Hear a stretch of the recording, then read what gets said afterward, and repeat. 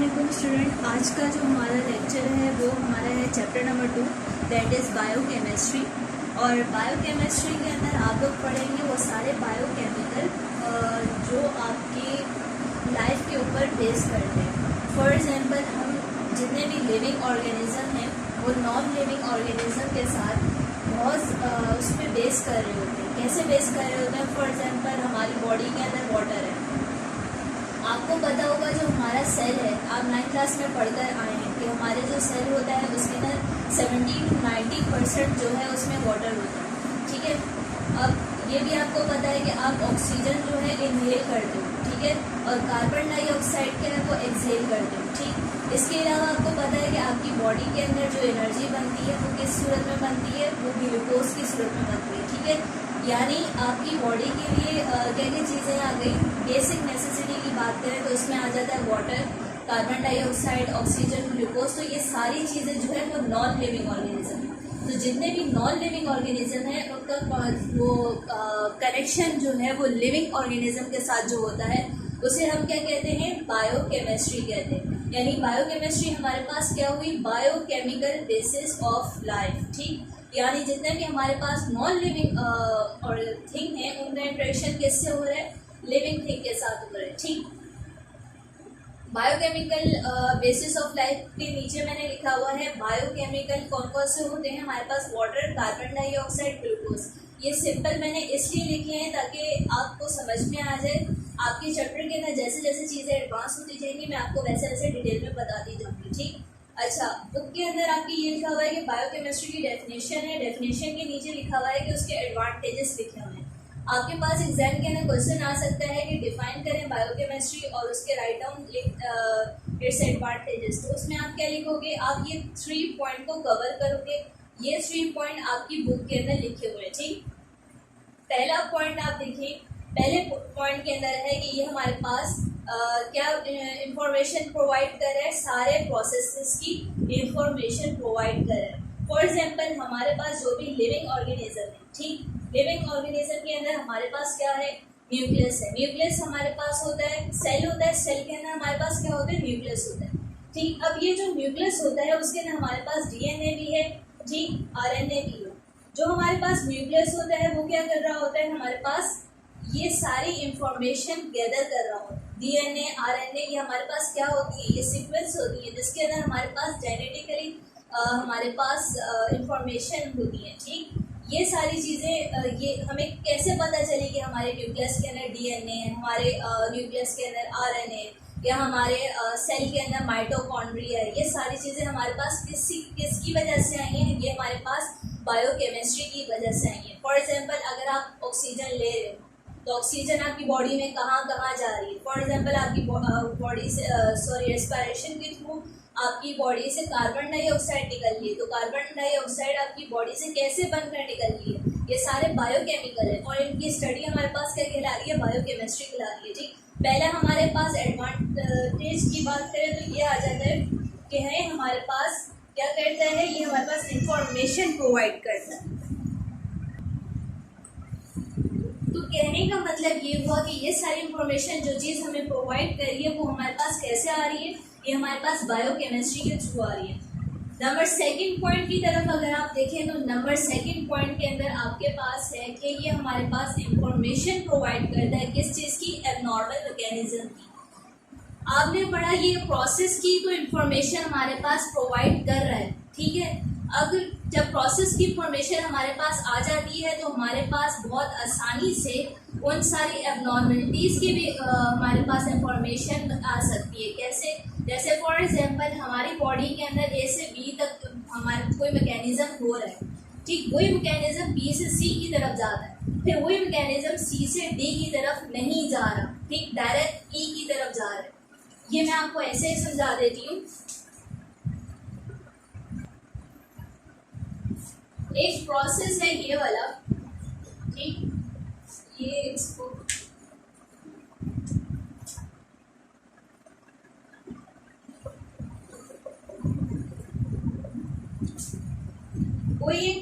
कोई एक प्रोसेस है, एक प्रोसेस है जो ये हो रहा है ए से बी की तरफ। ठीक है,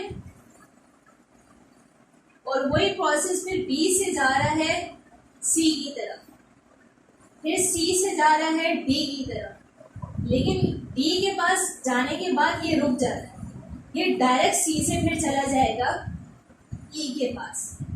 ठीक है, तो यानी आपको यहाँ से पता चल गया कि ए से बी तक तो प्रोसेस सही जा रहा है, बी से सी तक भी प्रोसेस सही जा रहा है, लेकिन सी से डी पर जाना चाहिए था, वो कहाँ जा रहा है, वो ई के पास जा रहा है। तो इसका क्या मतलब हुआ, हमारे मैकेनिज्म में एबनॉर्मलिटी आ गई। ये एबनॉर्मलिटी हमें कहाँ से डिटेक्ट होगी, ये हमारे पास बायोकेमिस्ट्री से डिटेक्ट होगी। ठीक है,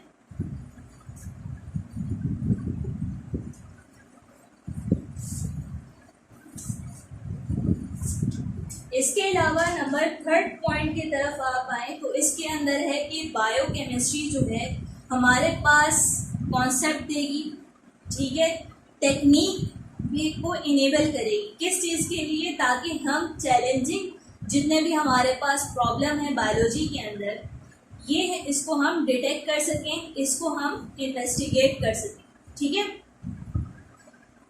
जैसे कि आपके पास एक फर्टिलाइज एग है, ठीक है, वो हमारे पास डिफरेंट सेलों के, जैसे फर्टिलाइज एग जो है वो हमारे पास डिफरेंट सेल को बनाता है। फॉर एग्जांपल मसल सेल है, ब्रेन सेल है, लिवर सेल है। सेल ग्रोथ कब होगी, ठीक, ये क्वेश्चन हमारे पास अराइज होता है। एक हमारे पास एग है, वो मसल सेल बना रहा है, ब्रेन सेल बना रहा है, लिवर सेल बना रहा है, लेकिन इन सारे सेल की ग्रोथ कब होगी। या फिर आप ले लो कैंसर के बारे में, आपको पता होगा कि वहाँ पर एबनॉर्मल ग्रोथ होना शुरू हो जाती है सेल की। तो कैंसर के अंदर क्या होता है कि एक किस जगह पर आपकी एबनॉर्मल ग्रोथ होनी है, ठीक।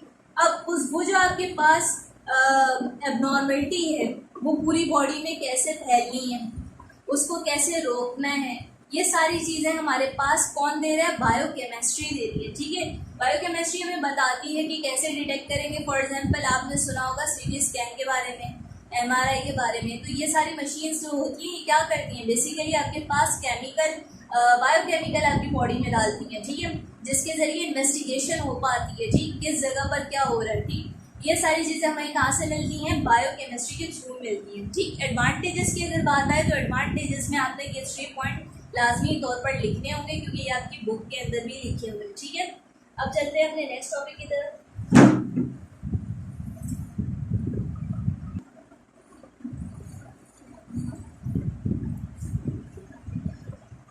Chemical composition of cell. जैसे कि आपको पता है कि सेल हमारे पास कहाँ होता है, हर लिविंग बॉडी के अंदर हमारे पास क्या मौजूद है, हमारे पास सेल मौजूद है। सेल क्या है, हमारे पास बेसिस ऑफ लाइफ है।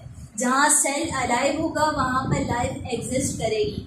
सेल के अंदर हमारे पास एक प्रोटोप्लाज्म होता है। बेसिकली प्रोटोप्लाज्म हमारे पास लिविंग मटेरियल होता है।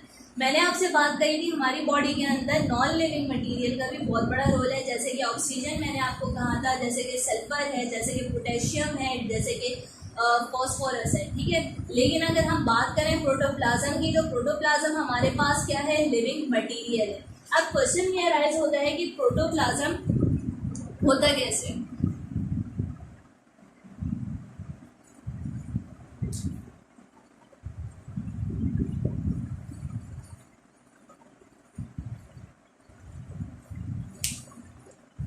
ये आपका सेल है।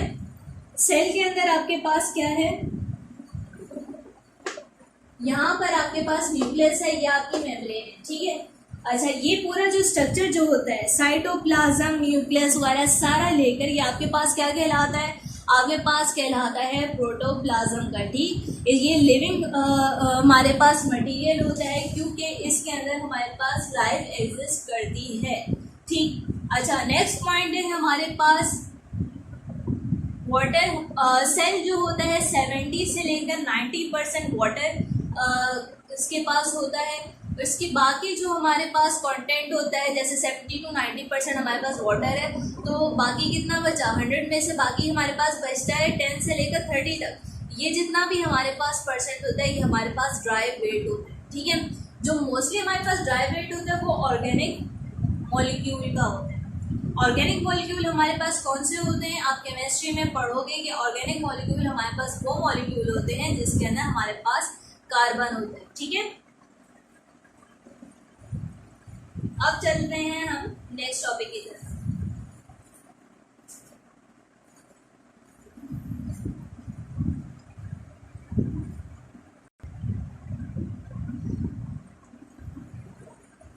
हम लोग बात कर रहे थे बायोकेमिकल की, तो बायोकेमिकल के अंदर मैंने आपको उसकी एग्जांपल्स बताई थी। अगर हम इसकी डेफिनेशन की तरफ जाएं तो इसकी डेफिनेशन हमारे पास क्या होगी, वो कंपाउंड जो प्रोड्यूस होते हैं लिविंग ऑर्गेनिज्म के, और लिविंग ऑर्गेनिज्म के मेटाबॉलिज्म के नतीजे में या लिविंग ऑर्गेनिज्म से जो कंपाउंड हमारे पास प्रोड्यूस हो रहे हैं, ठीक है, वो सारे कंपाउंड जिन्हें कौन प्रोड्यूस कर रहा है, लिविंग ऑर्गेनिज्म, ठीक है, वो हमारे पास क्या कहलाते हैं, वो हमारे पास कहलाते हैं बायोकेमिकल। ठीक, मैं रिपीट कर रही हूँ, वो सारे कंपाउंड जो लिविंग ऑर्गेनिज्म प्रोड्यूस करता है वो हमारे पास बायोकेमिकल कहलाते हैं। अच्छा, बायोकेमिकल जो होते हैं ये हमारे पास 98% आप कह सकते हो इनका बॉडी वेट जो होता है हमारे, मैंने आपसे लास्ट स्लाइड में बात करी थी कि हमारे पास ड्राई वेट कितना होता है, 10 से लेकर 30% तक हमारे पास ड्राई वेट होता है, 70 से 90% तक हमारे पास क्या होता है, वाटर होता है। ठीक है, जो हमारे पास ड्राई वेट है, ड्राई वेट के अंदर भी 98% हमारे पास क्या है, हमारे पास 6 एलिमेंट है। वो कौन कौन से 6 एलिमेंट हैं, वो हमारे पास बायोकेमिकल के 6 एलिमेंट ये हैं, carbon, hydrogen, nitrogen, oxygen, phosphorus and sulphur. ठीक है, हमारे पास 70 से 90% वाटर है और 10 से 30% हमारे पास ड्राई वेट है, जिसे हम कहते हैं ऑर्गेनिक कंपाउंड है।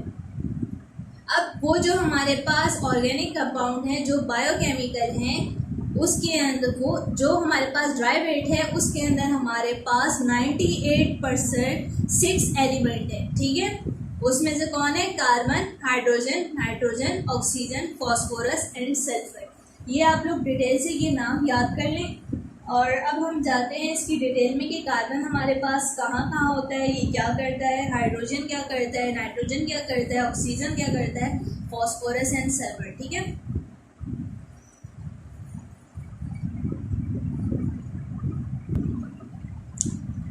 अच्छा यहाँ पर देखें, यहाँ पर जैसे हमारे पास फॉर एग्जांपल नंबर 1 बायोकेमिकल है कार्बन। तो कार्बन कहाँ होती है हमारे पास, कार्बन हमारे, अगर हम इसकी प्रॉपर्टीज और फंक्शन इन दोनों की मैं आपसे बात कर रही हूँ। ठीक है, कार्बन जो होती है बेसिकली अगर आप प्लांट की बात करो तो उसके अंदर हमारे पास फोटोसिंथेसिस का प्रोसेस होता है। ठीक है, उसके अंदर हमारे रेस्पिरेशन के अंदर क्या होता है, हमारे पास कार्बन डाइऑक्साइड प्लांट प्रोड्यूस करता है। ठीक, अगर एनिमल की बात की जाए तो रेस्पिरेशन के बाद कार्बन डाइऑक्साइड बॉडी से निकल जाती है, लेकिन अगर प्लांट की बात की जाए तो प्लांट के पास जो है तो क्या होता है, वही कार्बन डाइऑक्साइड डे के अंदर क्या करती है, वो वाटर के साथ मिलकर ग्लूकोज बनाती है और इस प्रोसेस को क्या कहते हैं, फोटोसिंथेसिस कहते हैं। ठीक है, और अगर आप हाइड्रोजन की बात करें तो हाइड्रोजन एक ऐसा बायोकेमिकल है जो हमारे पास मोस्टली कैसे पाया जाता है, हमारे पास वाटर की सूरत में पाया जाता है। अगर आप उसी प्रोसेस को लें जो फोटोसिंथेसिस का प्रोसेस हमारे पास दिन के अंदर हो रहा था, उसमें क्या हो रहा था कि हमारे पास कार्बन डाइऑक्साइड किससे मिल रही थी, वाटर से मिल रही थी। तो वाटर क्या हमारे पास यहाँ पर कर रहे हैं, एज अ रिड्यूसिंग एजेंट की यूज हो रहे हैं। ठीक है, अगर आपको पता होगा, जैसे आपने 9th क्लास में पढ़ा है कि अगर कोई भी एलिमेंट है X Y Z, for example X एक एलिमेंट है, ठीक है, उसके साथ अगर कोई दूसरा एलिमेंट आकर अटैच हो जाता है, ठीक है, तो जो प्रोडक्ट वो बनाएगा वो हमारे पास क्या कहलाएगा, रिडक्शन का प्रोसेस कहलाएगा। और यहाँ पर हमारे पास इलेक्ट्रॉन जो है वो क्या कहलाएगा, रिड्यूसिंग एजेंट कहलाएगा।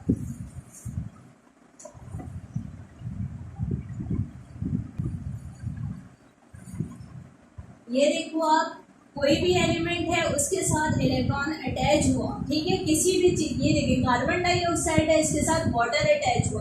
इसी तरीके से अगर कोई एलिमेंट है उसके साथ कोई भी हमारे पास एक्स वाई जी कोई भी हमारे पास आ जाता है कंपाउंड एलिमेंट, उसके साथ एक और एलिमेंट अटैच हो जाए तो हमारे पास क्या कहलाएगा, हमारे पास रिडक्शन कहलाएगा। लेकिन अगर हमारे पास कोई एलिमेंट है उसके पास कोई भी इलेक्ट्रॉन का हमारे पास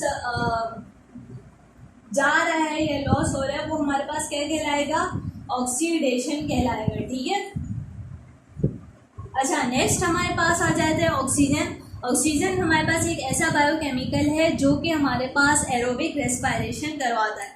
ठीक, एरोबिक रेस्पायरेशन हमारे पास क्या होती है, फॉर एग्जांपल आपने कोई भी फूड खाया, ठीक है, ये चेन मैंने बनाई हुई है यहाँ पर। आपने कोई भी फूड खाया, वो फूड आपकी बॉडी में गया और वो ब्रेक डाउन हो गया, ठीक है।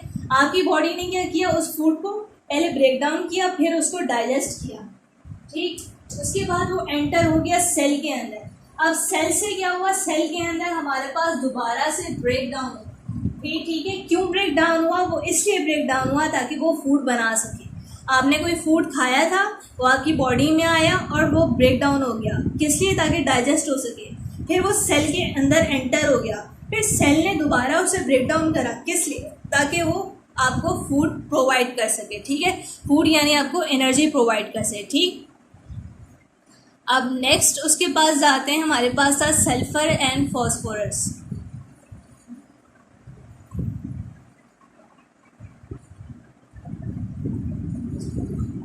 अगर हम नाइट्रोजन की बात करें तो नाइट्रोजन हमारी बॉडी के अंदर कैसे होते हैं, हमारे पास जैसे नाइट्राइट के सूरत में होते हैं या अमोनिया की सूरत में होते हैं। ये हमारे पास बेसिकली कहाँ यूज़ होते हैं, अमाइनो एसिड के अंदर यूज़ होते हैं ताकि प्रोटीन जो है उसकी सिंथेसिस हो सके, ठीक है।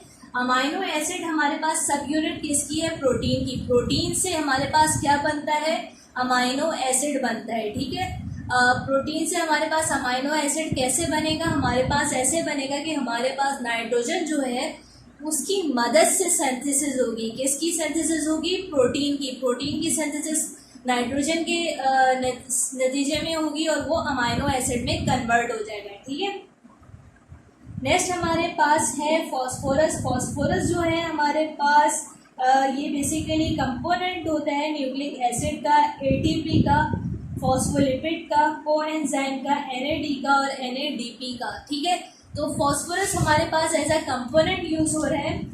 अच्छा, इसके अलावा अगर हम सल्फर की बात करें तो सल्फर भी हमारे पास एज अ कंपोनेंट यूज हो रहा है सल्फ्यूरिक की फॉर्म के अंदर, सॉरी सल्फर ड्राई ऑक्साइड की फॉर्म के अंदर हमारे पास सल्फर यूज हो रहा है, ठीक है, सल्फर टेट्रा ऑक्साइड के साथ। अच्छा, कंपोनेंट किसके अंदर आ रहा है, प्रोटीन एंड कोएंजाइम के अगर आप कहें तो इसकी कंपोनेंट हमारा होता है, ठीक है। इसका क्या मतलब हुआ, इसका मतलब ये हुआ कि प्रोटीन का अगर आप स्ट्रक्चर देखोगे उसके अंदर आपको सल्फर मिलेगा, ठीक है। कंपोनेंट का मतलब हुआ कि वो आपके पास उसका हिस्सा है, उसके स्ट्रक्चर का, उसके पास आपके पास उसके स्ट्रक्चर का हिस्सा है, ठीक है। नेक्स्ट टॉपिक की तरफ हम जाते हैं।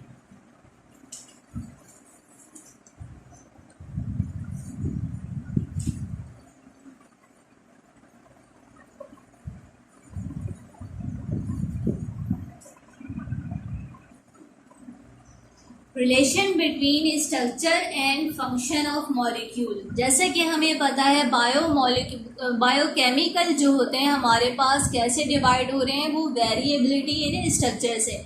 हमारा जो सेल है उसका स्ट्रक्चर और उसका जो फंक्शन है उसके अंदर डिफरेंट हमारे पास बायोकेमिकल हैं और उसके जो स्ट्रक्चर और फंक्शन भी डिफरेंट है। लाइक आपके पास प्रोटीन है, प्रोटीन के बाद है लिपिड, लिपिड के बाद है कार्बोहाइड्रेट, कार्बोहाइड्रेट के बाद है न्यूक्लिक एसिड। कहने का मतलब ये है कि जो स्ट्रक्चर और जो फंक्शन प्रोटीन का होगा वो लिपिड का नहीं होगा, जो स्ट्रक्चर और जो फंक्शन लिपिड का होगा वो कार्बोहाइड्रेट का नहीं होगा, वो प्रोटीन का नहीं होगा, वो न्यूक्लिक एसिड का नहीं होगा। यानी अपने स्ट्रक्चर की वजह से और अपने फंक्शन की वजह से बायोकेमिकल कितने उसमें डिवाइड हुए हैं मॉलिक्यूल में। मॉलिक्यूल की यहाँ बात हो रही है, ठीक है। ये हमारे पास 5 मॉलिक्यूल में डिवाइड हुए हैं, ठीक। अगर हम बात करें कॉन्जुगेटेड मॉलिक्यूल की, जो हमारे पास नंबर 5 पर लिखा हुआ है, तो कॉन्जुगेटेड मॉलिक्यूल हमारे पास वो मॉलिक्यूल होते हैं जो 2 मॉलिक्यूल आपस में मिलकर बनते हैं। फॉर एग्जांपल हमारे पास अगर प्रोटीन और लिपिड आपस में मिल जाए तो हमारे पास क्या कहलाएगा, कॉन्जुगेटेड मॉलिक्यूल कहलाएगा, ठीक है। इसी तरीके से लिपिड और कार्बोहाइड्रेट आपस में मिल जाए तो ये हमारे पास क्या कहलाएंगे, कॉन्जुगेटेड मॉलिक्यूल। यानी 2 मॉलिक्यूल आपस में मिल जाए तो हमारे पास क्या बना देंगे, कॉन्जुगेटेड मॉलिक्यूल।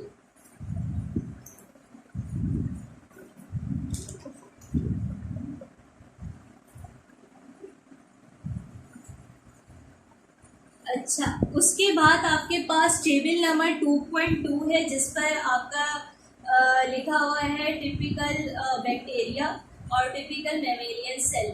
तो बैक्टीरिया जो हमारे पास होता है प्रोकैरियोट होता है, मैमेलियन सेल हमारे पास यूकैरियोटिक सेल होते हैं। तो टेबल 2.2 जो है वो आप अच्छे से याद कर लिएगा, क्योंकि इसमें चांसेस होते हैं मोस्टली आपके पास एमसीक्यूज बनते हैं। ठीक है, इसके अंदर आपके पास कंपोजिशन दी गई है सेल की कि कितने परसेंट बैक्टीरिया के सेल के अंदर होते हैं, तो कितने परसेंट मैमेलियन सेल में होते हैं। ये आपके पास शॉर्ट क्वेश्चन आंसर में भी आ सकता है, या आपके पास एमसीक्यूज में भी आ सकते हैं। ठीक है, उसके बाद हम चलते हैं अपने नेक्स्ट टॉपिक की तरफ।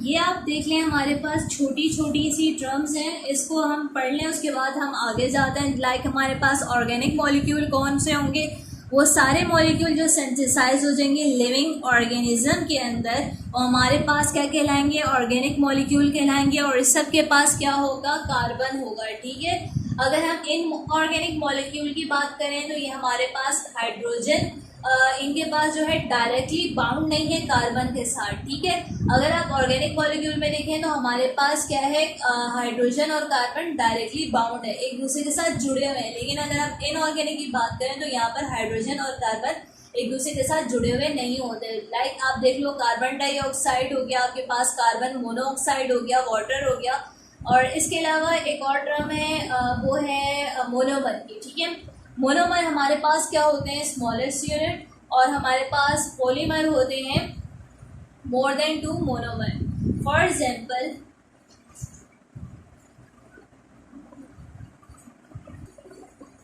ये आप देख सकते हो कि जैसे आपके पास एक ब्लॉक था मोनोमर का, उसके साथ एक और ब्लॉक अटैच हो गया मोनोमर का।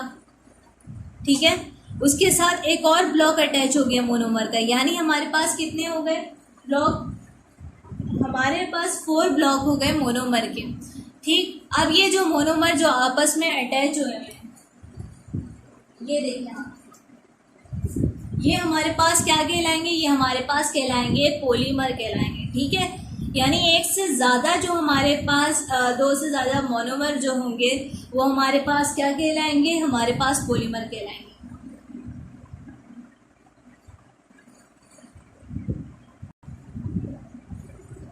अच्छा, मैक्रो मॉलिक्यूल हमारे पास कौन से मॉलिक्यूल होते हैं, वो मॉलिक्यूल जो हमारे पास बड़े मॉलिक्यूल से बनकर बने होते हैं, उसको हमारे पास क्या कहलाते हैं, मैक्रो मॉलिक्यूल। फॉर एग्जांपल हमारे पास है protein, carbohydrate, polysaccharide, nucleic acid and fats. ये हमारे पास क्या है, मैक्रो मॉलिक्यूल है। आपके पास एक या दो, आपके पास 2 से ज़्यादा जो मोनोमर होते हैं आपस में अटैच होते हैं, और वो क्या बनाते हैं, आपके पास पॉलीमर बनाते हैं। फॉर एग्जांपल एक अमाइनो एसिड था, दूसरे अमाइनो एसिड के साथ बना, उसने प्रोटीन बना लिया। लेकिन होता क्या है कि एक अमाइनो एसिड, दूसरा अमाइनो एसिड, तीसरा अमाइनो एसिड, चौथा अमाइनो एसिड, ये पूरी एक चेन बनी होती है। ठीक है, ये हमारे पास क्या कहलाती है, ये हमारे पास मैक्रो मॉलिक्यूल कहलाती है। ठीक है, इसको आप एक इस एग्जाम्पल से भी समझ सकते हो। फॉर एग्जाम्पल एक दीवार है, उस दीवार के अंदर बहुत सारी ईंट है, एक ईंट जो है वो एक दूसरे के साथ अटैच हुई हुई है, एक लगी हुई है। एक ईंट आपके पास मोनोमर कहलाएगी, वो सारी ईंटें जो आपस में एक दूसरे के साथ अटैच है वो आपके पास क्या कहलाएंगी, जो आपके पास बॉल बना रही है वो आपके पास क्या कहलाएंगी, पॉलीमर कहलाएंगी। ठीक है, इसी तरीके से ग्लाइसरॉल है, इसके साथ फैटी एसिड है, ये दोनों आपस में मिलकर क्या बनाएंगे, फैट बनाएंगे। फैट आपके पास क्या है, मैक्रो मॉलिक्यूल है। ठीक है, इन टर्म ऑफ अगर मोनोमर पॉलीमर पूछा जाए तो ग्लाइसरॉल और फैटी एसिड आपके पास क्या हो जाएंगे, मोनोमर हो जाएंगे, और फैट्स आपके पास पॉलीमर हो जाएगा।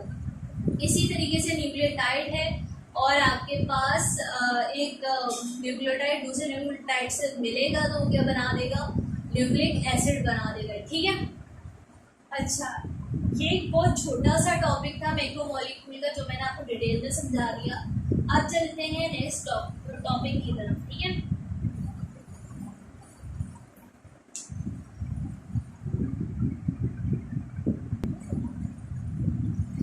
नेक्स्ट टॉपिक आपके पास है, लाइक आपने पढ़ लिया मोनोमर क्या होते हैं, आपने पढ़ लिया पॉलीमर क्या होते हैं। ठीक है, अच्छा, अब बात हम करते हैं प्रोसेस की कि अगर एक मोनोमर दूसरे मोनोमर से हमारे पास मिल रहा है, ठीक है, फॉर एग्जांपल एक मोनोमर हमारे पास ये है और एक मोनोमर हमारे पास ये है, ये दोनों आपस में मिल रहे हैं और इन मोनोमर के साथ एक के साथ हमारे पास H है और एक के साथ हमारे पास OH है, ठीक है। हमारे पास दो मोनोमर हैं, ठीक, एक मोनोमर के साथ हमारे पास H है, दूसरे मोनोमर के साथ हमारे पास OH। अब ये दोनों मोनोमर हमारे पास कंबाइन हो गए। जब ये दोनों कंबाइन हुए तो इन्होंने कुछ ऐसा प्रोडक्ट बना दिया। इसके साथ आपने देखा, इसके साथ H ग्रुप था, इसके साथ OH ग्रुप था। ये दोनों ग्रुप आपस में अटैच हो जाएंगे, यानी आपस में ज्वाइन हो जाएंगे और क्या बना लेंगे, वाटर, ठीक है। एक मोनोमर था, उसके साथ हाइड्रोजन था, दूसरा मोनोमर था, उसके साथ OH ग्रुप था, ठीक है। अब इन्होंने क्या किया, ये दोनों मोनोमर आपस में अटैच हुए, इन्होंने पॉलीमर बनाया, तो इनके साथ एक के साथ हाइड्रोजन, एक के साथ OH ग्रुप था, ये दोनों ग्रुप भी आपस में अटैच हो गए और इन्होंने वाटर बना दिया, ठीक है। इस प्रोसेस को हम क्या कहेंगे, इस प्रोसेस को हम कहेंगे कंडेंसेशन।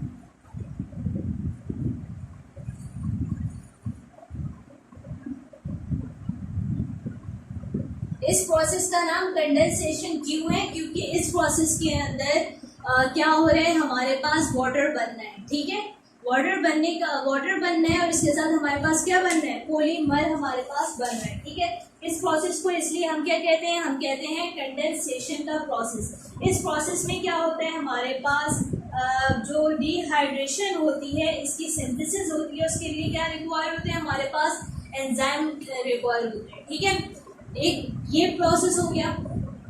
एक सेकंड प्रोसेस है हमारे पास, ये तो हमारे पास अब फर्स्ट प्रोसेस, सेकंड प्रोसेस की तरफ आ जाए। सेकंड प्रोसेस हमारे पास क्या है, हमारे पास एक पॉलीमर था, ठीक, ये वाला पॉलीमर। ये जो पॉलीमर था इसने क्या किया, तो जो ये वाटर जो था इसके साथ ये इसने क्या किया, इसके साथ अपनी जो वो करी, आप कह सकते हो बाउंडिंग करी। बाउंडिंग कैसे हुई, एक जो हमारे पास मोनोमर था उसने OH ग्रुप ले लिया और दूसरा जो मोनोमर था उसने OH ग्रुप ले लिया, यानी नतीजे में क्या बना, पॉलीमर जब ब्रेक डाउन हुआ तो एक उसके पास मोनोमर के पास हाइड्रोजन आ गया और एक मोनोमर के पास OH ग्रुप आ गया, ठीक है। ये हमारे पास प्रोसेस किसके नतीजे में हुआ था, ये हमारे पास हाइड्रोलाइटिक एंजाइम के नतीजे में हुआ था। ये प्रोसेस हमारे पास क्या कहलाएगा, ये हमारे पास कहलाएगा हाइड्रेशन।